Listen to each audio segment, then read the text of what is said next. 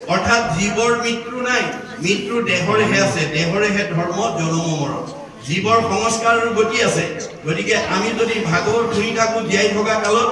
পৰীক্ষিতৰ দৰে, পৰীক্ষিতে একেৰাহে 7 দিন শুনিছিলে। আমি জীয়াই থকা দিনত যদি প্ৰথম স্কন্ধৰ পৰা দ্বাদশ স্কন্ধ ভাগৱতলৈকে নিজাববীয়াকৈ পঢ়িব পাৰো, পাৰিবাৰিক জীৱনত বা সামাজিক জীৱনত যদি আমি পঢ়া আৰু শুনাৰ সৌভাগ্য ল'ব পাৰো, আমিও পৰীক্ষিতৰ দৰে পৰম গতি লাভ কৰিব পাৰিম। গতিকে এই দ্বাদশ স্কন্ধ শুনাৰ লগে লগে ব্ৰহ্মজ্ঞান প্ৰাপ্ত হ'ল আৰু মৃত্যুৰ ভয় আঁতৰ হৈ গ'ল। জীৱৰ মৃত্যু নাই। গতিকে পৰীক্ষিতে যদি দ্বাদশ স্কন্ধ ভাগৱত শুনাৰ কাৰণে পৰম গতি পালে, আমি পাম নে নাপাম? আমাৰ এই মানে মাধুৰী মলাগাঁৱৰ জীৱবিলাকে পাবনে নাপায়, এই কথা আমি বিশ্বাসেৰে ল'ব লাগিব ভাগৱতৰ পৰা দেই। ভাগৱতৰ প্ৰতিটো কথা আমি বিশ্বাসেৰে ল'ব লাগিব। মহাত্মা গান্ধীয়ে কৈছে religious beliefs are based on faith. ধৰ্ম দৰ্শন বিশ্বাসৰ ওপৰত নিৰ্ভৰ কৰে। Religion is not really what is expressed by brain but by heart. ধৰ্ম দৰ্শন মগজে ঢুকি পোৱা বস্তু নহয়, কাৰোবাক দেখুৱাই দিব পৰা বস্তু নহয়, ই অন্তৰৰ উপলব্ধিৰ বস্তু। গতিকে দ্বাদশ স্কন্ধ ভাগৱত শুনাৰ লগে লগে যদি পৰীক্ষিতে গতি পায়, আমি নাপাম কিয়? গতিকে ভাগৱত পঢ়া আৰু শুনাত কোনো বাধা নাই দেই। ডেকা ল'ৰাই নোৱাৰে, গাভৰু ছোৱালীয়ে নোৱাৰে, মাইকী মানুহে নোৱাৰে, দাড়ি থকাই নোৱাৰে, অসৰণীয়াই নোৱাৰে। এই বিভাজনটো আপোনালোকে নানিব। কিবা পৰম্পৰা আছে যদিও এইটো এৰিব, নহ'লে গুৰু দ্ৰোহত কৰিব লাগিব। কাৰণ আমাৰ ভাগৱত পঢ়া শুনাত কোনো বাধা নাই। কাৰণ আপোনালোকে দেখিছে বাস্তৱত যে অসমীয়াত মাষ্টাৰ ডিগ্ৰী লৈ অহা ছাত্ৰ ছাত্ৰীয়ে ভাগৱত দশম গীতা ভাগৱত টেবুলত থৈ পঢ়ি অসমীয়াত ডিগ্ৰী লৈ আহিছে। পঢ়াত বাধা নাই, পঢ়াত সকলোকে পঢ়িবলৈ দিব, তেতিয়াহে জ্ঞান পাব, ভক্তি জ্ঞান পাব। যদি আমি ডেকা ল'ৰা বুলি নিদিওঁ, গাভৰু ছোৱালী বুলি নিদিওঁ, মাইকী মানুহ বুলি পঢ়িব নিদিওঁ, দাড়ি থকাক নিদিওঁ, অসৰণীয়াক নিদিওঁ, তেতিয়াহ'লে তেওঁলোকে জ্ঞান কেনেকৈ পাব? আপুনি শৰণ দিব নালাগে, তেওঁ নিজেই শৰণ ল'ব। যেতিয়া মহাপুৰুষ মাধৱদেৱৰ ঘোষা পৰিব, হৰি পদ সেৱা নকৰে নিমিত্তে মায়ে বান্ধি ফুৰাবে, তাওতো মায়াক নকৰে ৰহিত শৰণ নলয় যাবে। এই ঘোষা পাতি যেতিয়া তেওঁ নিজে পঢ়িব, তেতিয়া নিজে ক'ব মই শৰণ লওঁগে। গতিকে শৰণ ল'লে আমি মায়াত বান্ধ খাই থাকিম আৰু আমাৰ দাড়িটো নিজেই কাটিব। কাৰণ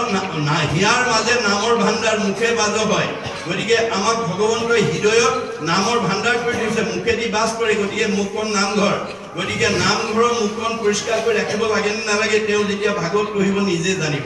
আপুনি জোৰ কৰিব নালাগে, মাত্ৰ তেওঁক সেইখিনি অধ্যয়ন কৰিবলৈ আমি সুবিধা দিব লাগিব। গতিকে এই ধৰণৰ পৰিৱেশৰ মাজলৈকে আমি সমাজবিলাকক পৰিৱৰ্তন কৰি আনিব লাগিব। কাৰণ সময় গতিশীল, যুগ গতিশীল, জীৱন গতিশীল, সুখ দুখ গতিশীল, সভ্যতা গতিশীল, জগত গতিশীল, ধৰ্ম গতিশীল, পৰম্পৰাও গতিশীল, চব গতিশীল। এইবোৰ স্থিতিশীল নহয়। সময়ে আমাক সকলো পৰিৱৰ্তন আনি দিব। গতিকে এতিয়া শুকদেৱে আমাৰ মৃত্যুমুখী পৰীক্ষিত 7 দিন সময় আছে। পৰীক্ষিতৰ যদি 7 দিন আছে, আমাৰ কেইদিন আছে? আজি কি বাৰ? আজি কি বাৰ? আজি অহা বুধবাৰলৈকে। আজি বৃহস্পতিবাৰৰ পৰা অহা বুধবাৰলৈকে আমাৰ প্ৰত্যেকৰে জন্ম মৃত্যু এই 7টা দিনতে হয়। এই 7টা দিন বাহিৰত কোনো জন্মও হ'ব নোৱাৰে আৰু কোনো মৃত্যু হ'ব নোৱাৰে। কোনে জানে মই ঘৰ পামগে নে নাপাম? পদ্মৰ পত্ৰ নীৰ কৰি যেন নহিথিৰ, সেইমতে জীৱন চঞ্চল বুলি কৈছে ভাগৱতে। যে আমাৰ দেহত থকা জীৱটো পদুম পাতৰ পানীৰ নিচিনা খন্তেকীয়া। বতাহে কোন সময়ত পেলাই দিব তাৰ কোনো সিদ্ধান্ত নাই। আপোনাৰ এই দেহত থকা জীৱটো কোন পৰিস্থিতিত কি দুৰ্ঘটনাত গুচি যাব তাৰ কোনো সিদ্ধান্ত নাই। গতিকে সময় থাকোঁতেই, দৃষ্টি শক্তি থাকোঁতেই, শ্ৰৱণ শক্তি থাকোঁতেই, ভৰি গতি শক্তি থাকোঁতেই আমি আজিৰ দৰে অনুষ্ঠানলৈ 10 বন কাটি কৰি আহিব লাগে দেই। তোমাৰ গুণৰ মহিমা দেখিয়াই আনন্দ প্ৰকাম দূৰতে তেজিয়া থৈলো। আজি ইয়ালৈ অহা কাৰ কাম নাই? ঘৰুৱা কাম কাৰ নাই? প্ৰত্যেকৰে নিজৰ নিজৰ বিষয় দায়িত্ব আছিল, চব এৰি থৈ আহিছে। কিয়? আমাক ভাগৱতে কৈছে আন কৰ্মে লগাইলে যতে কিউ হুৱে বৃথা, জনমো বৃথা হুৱে নুশুনয় কৃষ্ণ কথা। আপুনি আজি ইয়ালৈ নাহি আন কাম কৰি ব্যৱসায়ত 50,000 টকা জমা মানে উপাৰ্জন কৰিব পাৰিব, কিন্তু লগত নিব নোৱাৰে। পাৰ্থিব ধনবোৰ লগত নিব নোৱাৰে যত দেখা ধন শৰীৰৰ স্বজন মৰিলে লগে নাযায় আপুনি বহুত পকা ঘৰ বনাব পাৰিব গাড়ী মটৰ কিনিব পাৰিব মাটি সম্পত্তি ল'ব পাৰিব কিন্তু যাওঁতে নিব নোৱাৰে গতিকে মহাপুৰুষ গুৰুজনাই কৈছে লগত নিব নোৱাৰা ধনকে ঘটি নাথাকিবা লগত নিব পৰা ধন ঘটা হৰিৰ ভগতি পৰম সম্পত্তি ইহ পৰলোকে পায় আজিৰ ভগতিয়ে আমাক ইহকালত শান্তি দিব পৰকালত গতি দিব এইটো ধন আমাৰ লগত যাব পৰকালত ধন মাধৱৰ নাম তাকল লোৱা গলে বান্ধি ওইটো এটিক ধনে এৰা আল জাল পাছে মৰিবা হাকানি 5 দিনীয়া ভাগৱতলৈ যদি আমি বিভিন্ন কাৰণ দেখুৱাই নাহো এই 5টা দিনত আমি লগত নিব পৰা ধনটো অভাৱত আমি কান্দিবগৈ লাগিব এয়া ভাগৱতৰ মত বেদৰ মত মনত ৰাখিব আজি আপোনালোকৰ এইখন মাধুৰী মলা গাঁৱত বাস কৰি থকা বহুত গৃহস্থীয়ে কান্দি আছে আমাৰ ভাগৱতৰ মতে আপোনালোকৰ বহুতে কান্দি আছে কিয় কান্দি আছে আমাৰ অৰ্থনীতিয়ে কৈছে অভাৱ অসীম নিৰ্দিষ্ট অভাৱবিলাক সীমিত মুখ্যতম অভাৱ 3টা অন্ন বস্ত্ৰ সংস্থাপন আজি এই মাধুৰী মলাই গাঁৱতে বাস কৰা বহুত গৃহস্থীয়ে দুবেলা দুমুঠি মনে ভবাৰ দৰে খাব নোৱাৰাৰ কাৰণে ল'ৰা ছোৱালীক খুৱাব নোৱাৰাৰ কাৰণে কাষৰ মানুহবোৰে আজাদিত নিজেও খাইছে ল'ৰা ছোৱালীক খোৱা দেখি অভাৱীজনে কান্দি আছে বস্ত্ৰ সমাজত খাপ খোৱা এযোৰ বস্ত্ৰ নিজে পিন্ধিব নোৱাৰাৰ কাৰণে ল'ৰা ছোৱালীক পিন্ধাব নোৱাৰাৰ কাৰণে ওচৰৰ মানুহবোৰে নিজেও পিন্ধিছে ল'ৰা ছোৱালীকো পিন্ধোৱা দেখি অভাৱীজনে কান্দি আছে সংস্থাপন এতিয়া বিজ্ঞানৰ যুগ প্ৰযুক্তিবিদ্যাৰ যুগ সুইচ টিপিলে পোহৰ আহিব লাগে সুইচ টিপিলে ফেন ঘূৰিব লাগে সুইচ টিপিলে গীজাত পানী গৰম সমস্ত সুইচ টিপিয়ে বহুত আমি অভাৱ মুক্ত কৰিব পাৰো এঘৰে সকলো অভাৱ মুক্ত কৰি আছে কাষৰ ঘৰে তেওঁৰ দৰে অভাৱখিনি মুক্ত কৰিব নোৱাৰি দুখত কান্দি আছে ইত্যাদি ইত্যাদি এই দুখবিলাকৰ পৰা আহিলে গাঁও একেখনে আমাৰ দুখবোৰ বেলেগ বেলেগ সুখবোৰ সবৰে একেই বুলি কৈছে আমাৰ দাৰ্শনিক পণ্ডিত all happy families are alike পৃথিৱীত যিমানবোৰ সুখী মানুহ অকল মাধুৰী মলাই গাঁৱেই নহয় পৃথিৱীত যিমানবিলাক সুখী মানুহ আছে সব একেই বুলি কৈছে all happy families are alike but unhappy families are unhappy in their own fashion পৃথিৱীত যিমানবিলাক দুখী মানুহ আছে সবৰে দুখবোৰ বেলেগ বেলেগ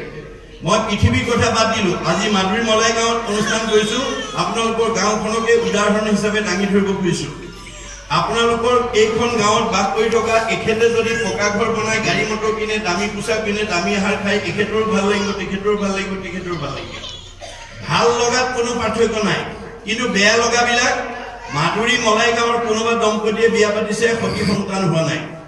হেতু দম্পতি হেতু দুখ কাৰবাৰ ল'ৰা আছে ছোৱালী নাই হেতু দম্পতি হেতু দুখ কাৰবাৰ ছোৱালী আছে ল'ৰা নাই হেতু দম্পতি হেতু দুখ কাৰবাৰ স্বামী স্ত্ৰীৰ মাজত মনোমালিন্য হৈ থাকে হেতু দম্পতি হেতু দুখ কাৰবাৰ শাহু বোৱাৰীৰ মাজত মনোমালিন্য হৈ থাকে হেতু পৰিয়ালৰ হেতু দুখ কাৰবাৰ ককাই ভাইৰ মাজত মিলাপ্ৰীতি নাই হেতু পৰিয়ালৰ হেতু দুখ কাৰবাৰ সব আছে শৰীৰত বেমাৰ আছে হেতু পৰিয়ালৰ হেতু দুখ ইত্যাদি ইত্যাদি এই বেলেগ বেলেগ দুখবিলাক একেখন গাঁৱতে একে পৰিৱেশতে থকা সত্ত্বেও একে আহাৰ পানী একে বায়ু সেৱন কৰা সত্ত্বেও আমি একেখন গাঁৱতে বেলেগ বেলেগ দুখত কিয় ভুগিব লগা হয় এই ৰহস্য ভেদ কৰিবলৈ আপোনালোকে ভাগৱত শুনিবলৈ আহিব লাগিব ৰহস্যক জানে যিটো লোক সকতে কীৰ্তন কৰে মুক ভৰি দৃঢ় ব্ৰত কৰি যত্ন বিপৰীত বহুত যত্ন কৰি আজি ইয়ালৈকে আহিব লাগিব মূৰ সৰ্বোত্তম দুয়ো পাৱে কৰে নমস্কাৰ ভক্তি ভাৱে তাৰ মূৰ এৰা এৰি নাহি কদাচিত গতিকে আমি যত্ন কৰি ঈশ্বৰৰ কথা যদি শুনো যিটো নাম লয় হৰি তাৰ হয় ই কোনো ৰহস্য পৰে আপুনি ঈশ্বৰৰ নাম লওক ঈশ্বৰ আপোনাৰ লগত থাকিব ঈশ্বৰ যাৰ লগত থাকিব তাৰ কোনো দুৰ্লভ নাই কোনো দুৰ্লভ আছে হৰি খুব প্ৰসন্ন এই কথা জানিবৰ কাৰণে আমি আহিব লাগিব গতিকে আপোনাৰ দুখবিলাক সদায় ভুগি থকাটো কাৰো কাম্য নহয় আপুনি কোনেও সদায় দুখত থকাটো আমি নিবিচাৰো আমি সুখ বিচাৰো কিন্তু ভগৱানে কৈছে তুমি সুখ বিচাৰিলে পোৱা বস্তু নহয় সুখ আৰু দুখ কৰ্মৰ লগত জড়িত কৰে শুভা শুভ কৰ্ম গুণৰ ইচ্ছাই কৰ্ম ফলে জীৱে সুখ দুখ পায় আপুনি ভাগৱত শুনি কৰ্মটো শুদ্ধ কৰি ল'ব লাগিব আপুনি বেয়া কাম কৰিব নালাগিব আপোনাৰ কাষৰ মানুহৰ ধনী হোৱা দেখি ল'ৰা ছোৱালীকেইটা পঢ়া শুনাত আগবাঢ়ি যোৱা দেখি আপুনি হিংসা কৰিলে নহ'ব আপুনি যদি হিংসা কৰে তেতিয়াহ'লে আপোনাৰ মনৰ বাঞ্ছা কেতিয়াও ভগৱানে পূৰণ কৰি নিদিব দশম স্কন্ধত কৈছে শেষ দশমত ভগৱন্ত কৃষ্ণ নিজে কৈছে অপৰৰ সম্পদ দেখি মৰে যেন চক্ষু পুৰি তাৰ আশা হবে হুৱে নষ্ট তোমাক বিমুখ ভৈলে সুখ নাই মিছা হবে যত কৰে কষ্ট আপুনি কাৰোবাৰ প্ৰতি হিংসা ভাৱ লৈ যিমান কষ্ট কৰি উপাৰ্জন নকৰক কিংবা পৰ হিংসা কৰা মানুহৰ মনৰ কামনা ভগৱানে কেতিয়াও পূৰণ কৰি নিদিয়ে মনৰ কামনা পূৰণ নহলে আপুনি খোলা হাঁহি মাৰিব নোৱাৰিব খোলা হাঁহি মাৰিব নোৱাৰিলে চেহেৰা ভাল নহয় কমনীয়তা নাবাঢ়ে আয়ুস নাবাঢ়ে সেইকাৰণে বাইবেলত চলোমনে কৈছে merry heart do it good like a medicine a broken heart dry the bone যাৰ হৃদয়ত আনন্দ থাকিব মেডিচিনৰ দৰে কাম কৰিব আৰু কমনীয়তা বঢ়াই দিব আয়ুস বঢ়াই দিব যাৰ দুখ বেদনাই ভৰি থাকিব ই আৰু ঘিউমৌ খাওক হাড়লৈকে শুকাই যাব আহাৰে চেহেৰা ভাল নকৰে যদি মনটো আনন্দত ৰাখিব নোৱাৰে গতিকে মন আনন্দত ৰাখিবলৈ হলে ককিলে মাকক কৈছে মা মোৰ শুনিৰ মন কথা কহন্ত শুনন্ত 24 ঘণ্টাৰ ভিতৰত এক ক্ষণ মনত ৰাখিব কথাটো এক ক্ষণ মানে 4 মিনিট সময় আমাৰ প্ৰত্যেকজন সদস্যই যাতে ঈশ্বৰৰ কথা ক'ব গাব শুনিব পৰা সময় দিব লাগিব 4 মিনিট সময় যাৰ দিব নোৱাৰে সি কেতিয়াও সুখত থাকিব নোৱাৰে তাৰ আয়ু কেতিয়াও বৃদ্ধি নহয় মনত ৰাখিব কথাটো গতিকে আমাৰ ভাগৱতে কৈছে একক্ষণ মানে যিটো শুনে কৃষ্ণ কথা তাৰ বিনে আনৰ জীৱন যায় বৃথা আমাৰ জীৱনটোই বৃথা হৈ যাব আহিল কোনা গল কোনা হৈ যাব কাৰণ মানুহৰ জন্মতে ঈশ্বৰৰ কথা শুনিব পাৰে ঈশ্বৰৰ কথা শুনিলে পুণ্য হ'ব পুণ্য হলে পাপ নাইকিয়া হৈ যাব উপজয় পুণ্য পাপ হুৱে দূৰ মিলে মহামুখ্য সুখ প্ৰচুৰ আপুনি কৃষ্ণ কথা শুনি মনৰ পৰা পাপবিলাক উলিয়াই দিব লাগিব কৰ্ণপথে ভগতৰ হিয়াত প্ৰৱেশী হৰি দুৰ্বাসনা হৰে সমস্তয় জলৰ জটেক মল দেহেন শৰতকালে স্বভাৱতে নিৰ্মল হয় শৰতকালৰ পানীৰ দৰে কৃষ্ণ কথা শুনা মানুহ ডেকালৰে হওক গাভৰু ছোৱালীয়ে হওক বোৱাৰীয়ে হওক জীয়াৰীয়ে হওক ইয়াৰ মনবিলাক নিৰ্মল হৈ যাব পবিত্ৰ হৈ যাব কাৰণ কৃষ্ণ কথা কাণেদি সোমোৱাৰ লগে লগে দুৰ্বাসনা ওলাই যাব এই খালী বটলটোত পানী ভৰাই দিয়াৰ লগে লগে ইয়াৰ ভিতৰৰ বায়ুটো ওলাই যাব এটো যেনেকৈ বিজ্ঞানসন্মত সত্য গতিকে আমাৰ কৃষ্ণ কথা নুশুনা মানুহ কেতিয়াও কলিমল মায়ামলৰ পৰা মুক্ত হ'ব নোৱাৰে আমাৰ মনটো কলি আৰু মায়ামলে ঢাকি আছে বুলি কপিলে কৈছে মা তোমাৰ মনৰ এপিঠিত কলিমল এপিঠিত মায়ামল লগাই থৈছে গতিকে এই আকাশত যেতিয়ালৈকে ডাৱৰ থাকিব তেতিয়ালৈকে আমি সূৰ্যক দেখা নাপাওঁ ঠিক তেনেকৈ আমাৰ মনত যদি এটা পিঠিত কলিমল আৰু আনটো পিঠিত মায়ামল থাকে আমি নামঘৰলৈ আহিব নোৱাৰো ঈশ্বৰ সেৱা কৰিব নোৱাৰো ভাগৱত শুনিবলৈ আহিব নোৱাৰো ভকতৰ সংগলৈকে আহিব নোৱাৰো মনত ৰাখিব কথাটো গতিকে এই কলিমল মায়ামলৰ বৰ্ণনা শাস্ত্ৰত কেনেকৈ দিছে যে আমাৰ কলিমল ব্ৰহ্মাৰ তনুৰ পৰা উৎপত্তি হৈছে বুলি কৈছে ব্ৰহ্মাৰ তনুৰ পৰা কলি উপজিলা পৰম দাৰুণ বেশ বিৰিঞ্চি দেখিলা কোন কৰ্ম কৰো প্ৰভু কৰিও আদেশ দিওঁ ৰাজপদত পাওঁ উপদেশ মানে কলিয়ে ব্ৰহ্মাৰ দেহৰ পৰা উৎপত্তি হৈ বাপেকক দাবী কৰিছে দেউতা জন্ম দিলেই নহব ভোগৰ সামগ্ৰী গোটাই দিয়া শুনি চাৰি মুখে ব্ৰহ্মা গুণিয়া চাহিলা তাৰ ভাৱ দেখি তাক কলি নাম দিলা যে যিটো ল'ৰা জন্ম হৈ বাপেকক ভোগৰ দাবী কৰিছে ই সাধাৰণ ল'ৰা নহয় চাৰিখন মুখেৰে ভাবি তাৰ নাম থলে কি কলি আৰু সামগ্ৰী কি গোটাই দিলে মলিনী নলিনী নামে দুই ভাৰ্যা দিলা দুহান্তৰ হন্তে চাৰি পুত্ৰ উপজিলা গতিকে মলিনী আৰু নলিনী নামৰ দুগৰাকী ভাৰ্যা বিয়া কৰাই দিলে তাৰ পৰা চাৰিটা পুত্ৰ হল আপোনালোকৰো হৈছে নেকি চাব পুত্ৰকেইটাৰ নাম কি কাম ক্ৰোধ লোভ মোহ চাৰি পুত্ৰ জাত গৰ্ব অহংকাৰ দুই মন্ত্ৰী যে সাক্ষাৎ কাম ক্ৰোধ লোভ মোৰ চাৰিটা পুতেক গৰ্ব অহংকাৰ হৈছে বুদ্ধি দিয়া মন্ত্ৰী দম্ভ দেশ ইৰিখা অসূয়াক চাৰিজন সেনাপতি পাতি দিলা ব্ৰহ্মাৰ বচন এইকেইটা আগ্ৰহ পাতি দিলে হিংসা ঐক্যন্য ইৰিখা মদ মৎসৰ লহকৰ পাতি দিলা কলি দুৰ্মদক এইকেইটাক লগৰীয়া পাতি দিলে এই সেই কলি পৰিয়ালত কিমান সদস্য 16 জনীয়া সদস্য ক'ত থাকে আমাৰ শাস্ত্ৰই কৈছে মনৰ লগত থাকে এহি 16 জন তৰিবে নোৱাৰে লোক এহি কে কাৰণ এই কলিৰ বেয়া গুণকেইটা যাৰ মনত অৱস্থান কৰি থাকিব কি ভাল চিন্তা কৰিব নোৱাৰিব এইটো মনৰ এটা পিঠিৰ মন আনটো পিঠিত আকৌ মায়াৰ মল লগাই থৈছে ভগৱানে মায়াৰ মলত 16টা বেয়া গুণ আছে কি দম্ভ দৰ্প পৰ নিন্দা অভিমান তিৰস্কাৰ লোভ মোহ কাম ক্ৰোধ গৰ্ব অহংকাৰ হিংসা কামনা আশা হঠ বেভিচাৰ এহি পুত্ৰ দুটা পুত্ৰ জানিবা মায়াৰ এইকেইটা মায়াৰ পুত্ৰ এই 16টা 32টা বেয়া গুণে যাৰ মনটো ঢাকি ৰাখিব কি ঈশ্বৰৰ ভক্তি কৰিব নোৱাৰিব কি নামঘৰলৈ আহিবলৈ সময় বিচাৰি নাপাব ৰাতিপুৱা গা ধুই ধূপ এডাল জ্বলাই ঈশ্বৰৰ উপাসনা কৰিবলৈ তাৰ সময় নোলাব গতিকে মাকে ক'লে উপায় বোলে উপায় আছে মনশুদ্ধি আদি কৰি যতে আশ্ৰয় সৎসংগ সবাৰো মন জানিবা নিশ্চয় আজিৰ দৰে যদি সাধু সংগলৈ আহে আহি কৃষ্ণ কথা শুনাৰ লগে লগে হৃদয়তে হৃদয় গ্ৰন্থি সিদ্ধতে সৰ্ব সঞ্চয় আপোনাৰ সকলো মানে মায়াৰ গাঁঠি ছিগি যাব আৰু সকলো সংশয় দূৰ হৈ যাব এই কাৰণে আমি ভাগৱত শুনিবলৈ আহিব লাগে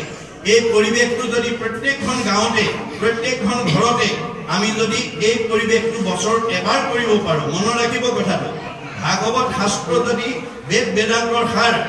ভাগৱত শাস্ত্ৰ যদি আমি প্ৰত্যেক গৃহত প্ৰত্যেক নামঘৰ যদি বছৰত এবাৰ কৰিব পাৰো তেতিয়াহ'লে সেইখন ঘৰলৈ কোনো বেয়া জীৱ আহিব নোৱাৰিব আৰু সেইখন ঘৰৰ সকলো জীৱ উদ্ধাৰ হৈ যাব গতিকে এই আচৰণটো আমি ল'ব লাগিব প্ৰত্যেকখন ঘৰে ল'ব পাৰে আজি আপোনালোকৰ এই মাধুৰী মলাই গাঁৱতকৈ বহুত ধনী গাঁও বহুত শিক্ষিত গাঁও থাকিব পাৰে কিন্তু বহুত ধন টকা পইচা বিদ্যা শিক্ষা থাকিলেও এনেকৈ 5 দিনীয়া কাৰ্যসূচীৰে অকল গাঁওখনৰে নহয় বিশ্বৰ প্ৰদূষণ বায়ু সংশোধন কৰাত অৰিহণা সবেই যোগাব নোৱাৰিব গতিকে আমাৰ ভাগৱতত কৈছে শতকোটি জন্মান্তৰে হুৱে মহাভাগ নৰহৰি ৰক জীৱে তেবে পাবে লাভ তাক যেবে মূৰ দায়া ভৈল যাক প্ৰতি কেহিকে কৰিব পাৰে আমাতো ভকতি আজি এই মলাই গাঁৱৰ ওপৰত ভগৱানৰ কৃপা কৰিছে কাৰণেহে এনেকুৱা ভক্তি কাৰ্যসূচী ল'ব পাৰিছে আৰু ভাবিব লাগিব ভাবেন লভতে সৰ্বম ভাবেন দেৱ দৰ্শনম ভাবেন লভতে পৰম জ্ঞানম তস্মাৎ ভাৱ অৱলম্বনম আমি ভাল কাম এটা কৰিবলৈ ভাবিব লাগিব না ভাবিলে ধন টকা পইচা থাকিলেও কৰিব নোৱাৰিব গতিকে এনেকুৱা কৰ্মসূচী যদি আমি প্ৰত্যেক গৃহতে প্ৰত্যেক নামঘৰতে ল'ব পাৰো তেতিয়াহ'লে সত্য যুগ নামি আহিব বুলি দ্বাদশ স্কন্ধ ভাগৱতে কৈছে ভাগৱত শুনি দূৰ ভৈল কাম ক্ৰোধ লোভ মোহ ছয় জানিবা এইখনে ভৰিলে সত্যৰ উদয় আজি তাৰিখত আপুনি সত্যৰ যুগৰ তাৰিখত হৈ যাব পাৰে যেতিয়া মনৰ পৰা এই মলবিলাক আঁতৰাই দিব পাৰে এই কাৰণে এতিয়া আপোনালোকে এই দশম স্কন্ধৰ জৰাসন্ধ বধৰ কাহিনী আপোনালোকে পাঠকসকলৰ মুখেদি শুনিলে এতিয়া ভগৱন্তৰ আবিৰ্ভাৱ কিয় হয় আমাৰ বেদত কৈছে মানে यदा यदा हि धर्मस्य ग्लानि भवति भारत अद्भुत स्थानम अधर्मस्य तदात्मानं सृजमहं परित्राण साधनां विनाशाय च दुष्कृतं धर्म संस्थापनार्थाय संभवामि युगे युगे जुगे जुगे হৈ আছে হৈ থাকিব ভগৱান প্ৰধানকৈ চাৰিটাৰ ওপৰত আহে পূৰ্ণ অৱতাৰ অংশ অৱতাৰ কলা অৱতাৰ আৰু বিভূতি অৱতাৰ মনত ৰাখিব 100 ভাগৰ 100 মহিমা যুক্ত হৈ যেতিয়া পৃথিৱীলৈ আহে তাক কয় পূৰ্ণ অৱতাৰ যেতিয়া 4 ভাগৰ 1 অংশ মহিমা যুক্ত হৈ আহে তাক কয় অংশ অৱতাৰ যেতিয়া 16 ভাগৰ 1 অংশ মহিমা যুক্ত হৈ আহে তাক কয় কলা অৱতাৰ আৰু যেতিয়া 100 ভাগৰ 1 অংশ মহিমা যুক্ত হৈ পৃথিৱীলৈ আহে তাক কয় বিভূতি অৱতাৰ গতিকে অপপ্ৰঞ্চে প্ৰপঞ্চে অৱতৰণং অৱতাৰ অপপ্ৰঞ্চ অৰ্থাৎ বৈকুণ্ঠৰ পৰা এই মায়াময় সংসাৰলৈ নামি অহা অৱস্থাটোৱে হ'ল অৱতাৰবাদ এতিয়া পৃথিৱীৰ লৈ নামি আহিবলৈ তেওঁ কোনটো অৱতাৰ ল'ব এই পৃথিৱীৰ ধৰাধামৰ ওপৰত নিৰ্ভৰ কৰিব দাপৰ যুগত পূৰ্ণ অৱতাৰ হৈ আহি এই মানে দুৰন্ত দুষ্ট অসুৰ জৰাসন্ধই যি মানুহক মানে বধ কৰি বহুতৰ ভাৰ্যাবিলাকক আনি বহু হাজাৰ কইনা তেওঁ বন্দী কৰি ৰাখিছিল গতিকে এই জৰাসন্ধক ভীমৰ দ্বাৰা বধ কৰা কৰোৱাৰ পিছতে সেই অঞ্চলত জৰাসন্ধৰ যিখিনি মানে অশান্তিমূলক অৱস্থাৰ পৰা সমাজ মানে মুক্ত হ'ল আৰু যুধিষ্ঠিৰক ৰাজসী যজ্ঞ কৰিবৰ কাৰণে আহ্বান জনালে অৰ্থাৎ তেওঁলোকে সকলো ৰজাক পৰাভূত কৰি ৰাজসী যজ্ঞৰ প্ৰস্তুতি কৰিছে আৰু তাৰ কাৰণে প্ৰয়োজনীয় যিবিলাক আমাৰ মনত ৰাখিব আমাৰ যাগ যজ্ঞ পূজা পাতল আমাৰ কৰিব পাৰিব, কিন্তু এইবিলাক হৈছে নীতি নিয়ম বান্ধি থোৱা থাকে। বৰ্ণাশ্ৰমৰ ধৰ্মগত যাৰ যেন বিধি আছে তাৰকে কেৱলে অধিকাৰ, হৰি নামক কীৰ্তনত নাহিকে নিয়ম একো, এতেকেহে ধৰ্ম মাজে সাৰ। গতিকে